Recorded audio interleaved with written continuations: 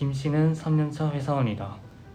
남들보다 일처리 속도가 느린 탓에 식사를 거르는 것은 일상이다. 오후 11시 김 씨는 이제서야 퇴근을 한다. 김 씨가 오늘 먹은 것은 컵라면 하나와 삼각김밥 하나뿐이다. 지친 몸을 이끌고 집에 도착하자마자 빈속에 술을 마신다. 술을 마셔야 잠이 잘 오는 김 씨의 습관이다. 다음날 오전 8시 밥보다 잠이 더 좋은 김 씨는 겨우 일어나 출근을 준비한다. 김 씨는 어제와 똑같은 하루가 반복된다. 어느 날 평소처럼 열심히 일을 하는 김 씨의 손이 이상하다. 손에 경련이 온 것이다. 김 씨는 대수롭지 않게 여기고 그냥 넘어간다. 하지만 경련이 오는 횟수가 잦아지자 주위 직장 동료들은 병원에 가보는 것을 추천하지만 김 씨는 괜찮다며 걱정하지 말라고 얘기한다. 그렇게 하루가 지나가고 또 보름이 지났다. 오늘은 대체 공휴일이다. 모처럼 쉬는 날이지만 김 씨는 할 일이 남아서 출근을 한다. 그러나 김 씨는 오늘따라 식은땀이 나는 등 컨디션이 평소 같지 않음을 느낀다. 그래도 참고 열심히 일을 하던 도중 갑자기 김 씨는 의식을 잃고 쓰러진다. 다행히 주변에 직장 동료가 있어서 바로 응급실로 갈 수 있었다. 응급실에 도착하니 공휴일이라 그런지 의사가 한 명뿐이다. A 의사는 레지던트 2년차로 담당 교수인 B 의사가 잠시 일을 보러 간 사이에 환자 김 씨가 도착해 당황했지만 환자의 상태를 신속하게 확인 후 옆에 있던 환자의 직장 동료에게 오늘 있었던 일을 자세히 묻는다.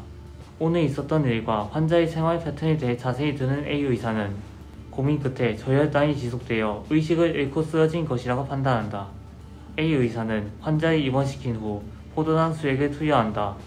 포도당 수액을 투여하자 환자의 상태가 많이 호전된다. B 의사가 볼일을 다 보고 다시 병원으로 돌아오자 A 의사는 지금까지 있었던 일을 말하며 뿌듯해한다. 다음날 A 의사와 B 의사는 환자의 상태를 점검하러 입원실에 방문한다.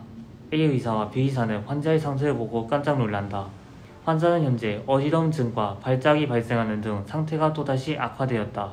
B 의사는 즉시 환자의 혈액 검사를 진행하였고 혈당 수치가 32가 나오자 혈중 인슐린 수치를 측정한다. 저혈당이면 인슐린이 분비되지 않는 것이 정상적인 반응이지만 이 환자는 혈당 수치가 낮음에도 불구하고 높은 인슐린 수치를 지속하고 있음에 B 의사는 인슐린 종을 의심하기 시작한다. 췌장은 위장 뒤편에 위치해 소화, 효소와 호르몬을 분비하는 곳이다.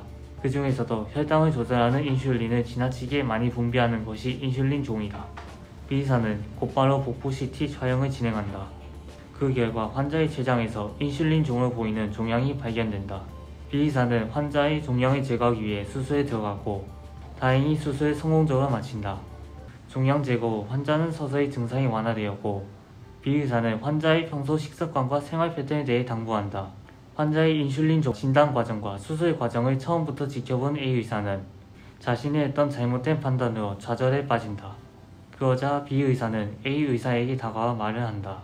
인슐린 종은 췌장의 기능성 신경내기 분종 가장 흔하지만 발병률이 연간 100만 명 중에 1명에서 4명에 불과할 정도로 드문 질환이기도 하며 저혈당과 증상이 비슷하기에 자세히 들여다보지 않으면 단순히 저혈당이라고만 생각하고 충분히 착각할 수 있다고 얘기한다.